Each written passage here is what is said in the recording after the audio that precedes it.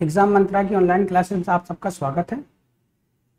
जैसा पॉलिटी का छोटा सा वीडियो है बूस्टर के रूप में, जो आपके वो 2 नंबर तैयार करा देगा जो अनुसूचियों से संबंधित है।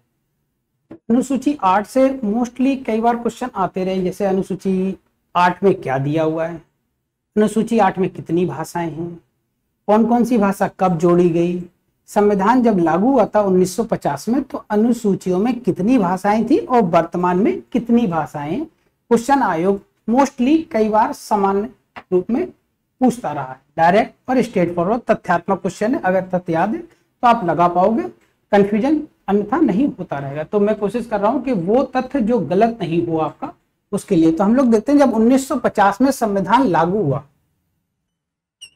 जब 1950 में संविधान लागू हुआ तो अनुसूचियों की संख्या थी 8, अनुसूचियों की संख्या थी 8। तो जो 8वीं अनुसूची थी उसके अंतर्गत राजभाषा को रखा गया था, अनुसूची 8 में राजभाषाओं को रखा गया था। तो हम लोग अनुसूची 8 देखते हैं। अनुसूची 8 के अंदर राजभाषाएं हैं।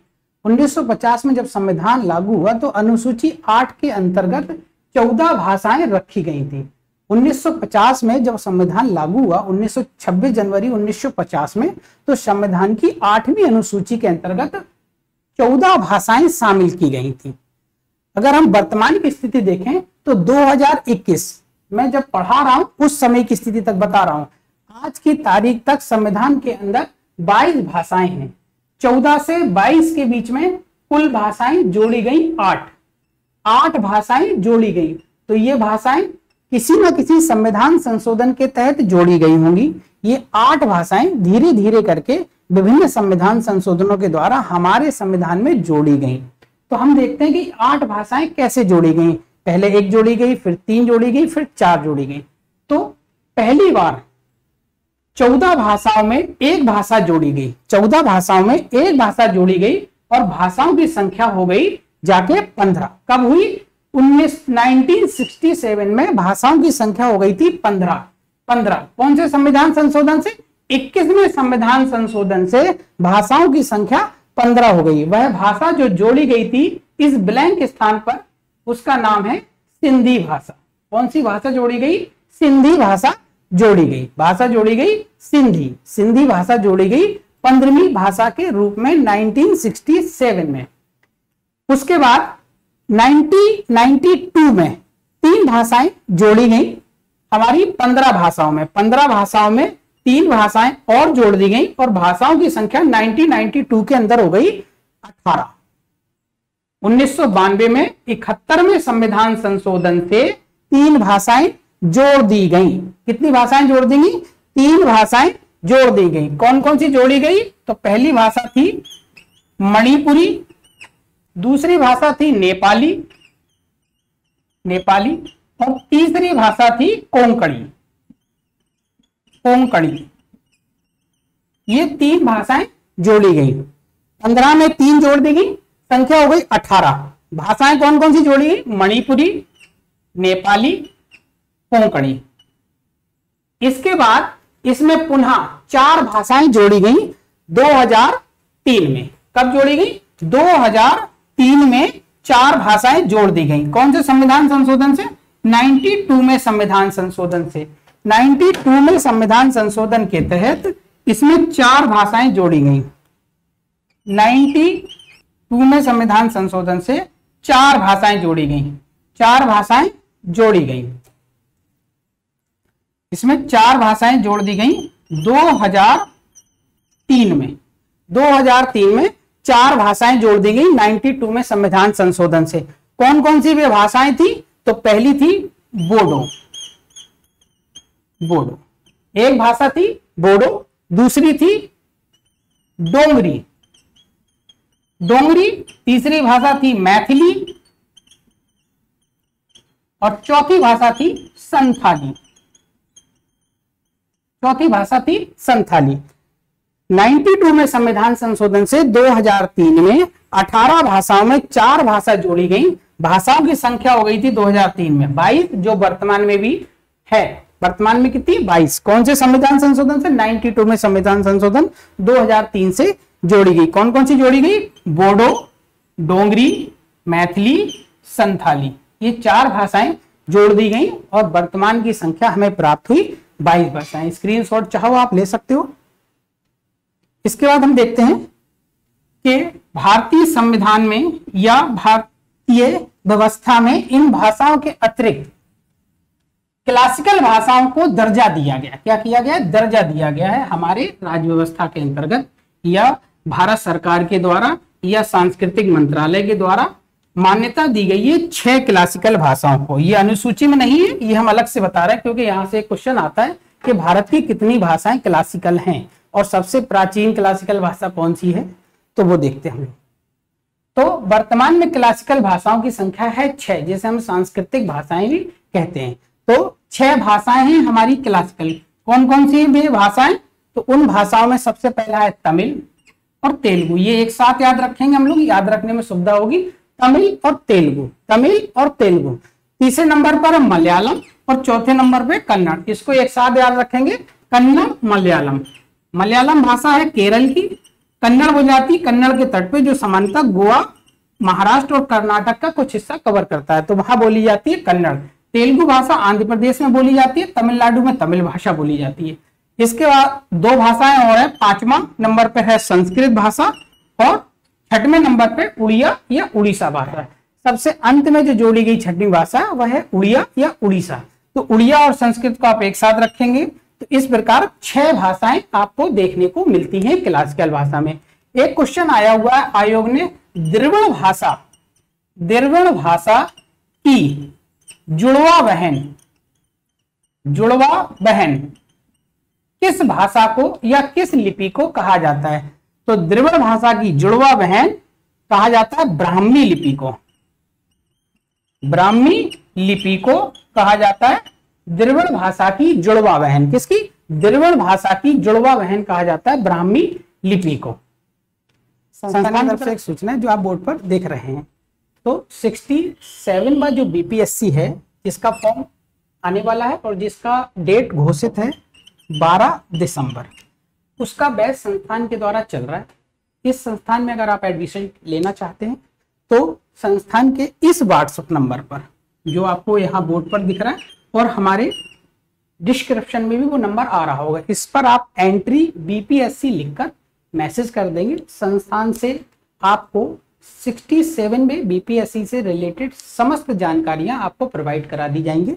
एंट्री बीपीएससी लिखकर आप इस नंबर पर व्हाट्सएप करना है और अदर जानकारी के लिए आप कॉल भी कर सकते हैं इसी नंबर पर। इसके अतिरिक्त आप एंट्री मैप लिखकर अगर आप मैसेज करेंगे तो संस्थान में मानचित्र की विशेष कक्षाएं आयोजित कराई जा रही हैं। ये 11 से 12 घंटे की क्लास होंगी जो आपको 30 से 35 मिनट की क्लास के माध्यम से आपको बताई जाएगी। इसमें बीपीएससी और यूपीएससी, यूपीपीसीएस, एमपीपीएस से रिलेटेड जितने भी मैप के क्वेश्चन आते हैं वो आपको विस्तृत रूप से समझाए जाएंगे विद शब्दावली वाइज। तो आपको करना क्या है, एंट्री मैप लिखकर इस नंबर पर व्हाट्सएप कर देना या कॉल कर देना है। दोनों बैचेस के लिए यही करना है। बीपीएससी के लिए एंट्री बीपीएससी लिखना है और मैप के लिए एंट्री मैप लिखना है और संस्थान के इस नंबर पर आपको व्हाट्सएप या कॉल कर देना है। इसके हम लोग आगे देखते हैं अनुसूची 3, जो हम लोगों ने अनुसूची 8 देखी, अब हम लोग देखते हैं अनुसूची 3। इसके बाद हम लोग देखते हैं 8वीं अनुसूची हमने देखी थी, इसके बाद हम लोग देखते हैं 3री अनुसूची। संविधान की 3री अनुसूची के अंतर्गत पदाधिकारियों, अनुसूची 3 में क्या है, पदाधिकारियों और प्रत्याशियों के शपथ और उनके प्रतिज्ञान है। किसके? जो सदस्य हैं और जो अधिकारी हैं, उन दोनों के शपथों का प्रारूप है। क्या है? प्रारूप है कि वह किस रूप में शपथ लेंगे। कौन कौन? पदाधिकारी और प्रत्याशी। अब इसमें कौन कौन शामिल हैं? तो इसके अंतर्गत संघ के मंत्री, चाहे वो कैबिनेट मंत्री हो चाहे वो राज्य मंत्री हो, वो मंत्री पद के अनुसार शपथ ग्रहण करेंगे इसी प्रारूप के अकॉर्डिंग जो प्रारूप अनुसूची 3 में दिया गया होगा। इसके अलावा संसद के सदस्य, वर्तमान में 550 सदस्य हैं हमारे संसद के अंदर, 550 सदस्य हैं वर्तमान में हमारी संसद के अंदर, जिसमें 543 लोग संसद के अंदर बैठते हैं। 550 अधिकतम सदस्य हैं जिसमें 543 सदस्य संसद के अंदर निर्वाचित या मनोनीत होकर बैठते हैं। तो उन्हीं संसद सदस्यों की शपथ की प्रारूप दिए गए हैं अनुसूची 3 में। इसी संसद सदस्य में अध्यक्ष साहब शामिल हैं। कौन? लोकसभा के अध्यक्ष जो वर्तमान में ओम बिरला हैं, वो इन्हीं संसद सदस्यों के रूप में शामिल हैं और उनको उसी सदस्य के रूप में शपथ ग्रहण कराई जाती है। अध्यक्ष महोदय के लिए किसी भी प्रकार से अलग प्रारूप नहीं है शपथ का। तो आयोग ने कई बार क्वेश्चन पूछा गया है कि अध्यक्ष शपथ लेते, अध्यक्ष कभी शपथ नहीं लेता है। तो अध्यक्ष की शपथ का प्रारूप किसमें है? संसद के सदस्य के रूप में। अध्यक्ष पद की कोई शपथ नहीं होती है जैसे कि मंत्रियों के लिए होती है। इसका आप ध्यान रखिए, क्वेश्चन बहुत सरल और इजी है, बस ध्यान रहने की बात है। इसके अलावा सुप्रीम कोर्ट, उच्चतम न्यायालय, सुप्रीम कोर्ट उच्चतम न्यायालय के न्यायाधीशों की शपथ का प्रारूप दिया गया है 124 में। इसके अलावा सीएजी, नियंत्रक एवं महालेखा परीक्षक, जो 148 के अंतर्गत है, उसके शपथ का प्रारूप भी यहीं पर दिया गया। यह एक संवैधानिक पद है, तो इसका प्रारूप अनुसूची 3 के अंतर्गत रखा गया है। इसके अलावा राज्य में जो भी मंत्री बनते हैं, चाहे वह उत्तर प्रदेश हो, मध्य प्रदेश हो, पश्चिम बंगाल, इनमें जो मंत्री बनाए गए हैं, उन सभी मंत्रियों के प्रारूप इसी अनुसूची 3 के अंतर्गत रखे गए हैं। इसके अलावा विधान मंडलों के सदस्य, तो विधान मंडल में कौन कौन है? विधान परिषद और विधानसभा, दोनों के सदस्यों का प्रारूप इसी के अंतर्गत दिया गया है। अलग अलग राज्यों में इनकी संख्याएं अलग अलग हैं। न्यूनतम संख्या इसकी रखी गई है 60 और अधिकतम संख्या 500 रखी गई है। तो उन सभी सदस्यों के प्रारूप का प्रावधान इसी अनुसूची 3 के अंतर्गत रखा गया। इसके अलावा विभिन्न राज्यों में जो हाई कोर्ट हैं, उन सभी हाई कोर्टों के जजों की प्रारूप भी इसी के अंतर्गत अनुसूची 3 में रखा गया है। अब ये तो रहे वे लोग जिनके शपथ के प्रारूप अनुसूची 3 के अंतर्गत रखे गए हैं। इसके अलावा क्वेश्चन पूछा गया था एक बार आयोग के द्वारा कि इनमें से कौन सा व्यक्ति है जिसका शपथ का प्रारूप अनुसूची के अंतर्गत नहीं दिया गया है।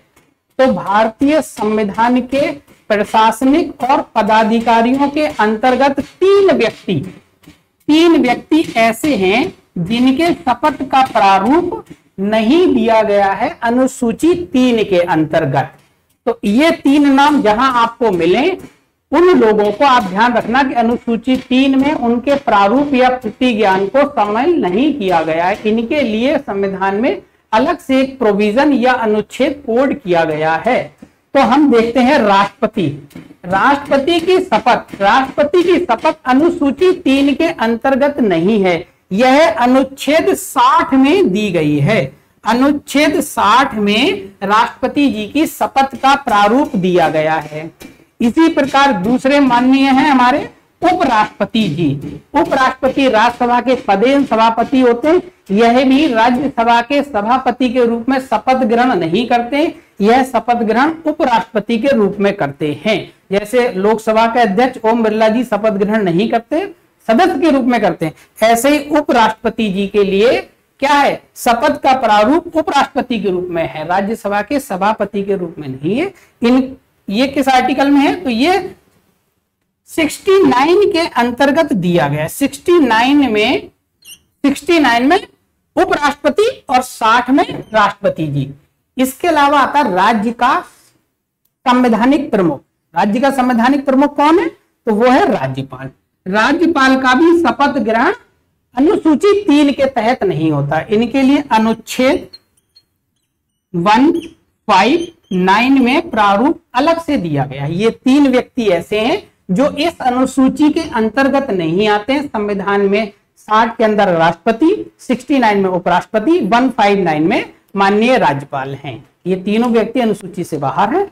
तो ये थी 2 अनुसूचियां। आगे हम लोग फिर इसी प्रकार एक बूस्टर लेके आएंगे जिसमें आपको फिर छोटी सी जानकारी रहेगी जो आपको 1 से 2 नंबर जरूर बूस्ट कराएगी। धन्यवाद। चैनल को सब्सक्राइब करें और ज्यादा से ज्यादा शेयर करें। धन्यवाद।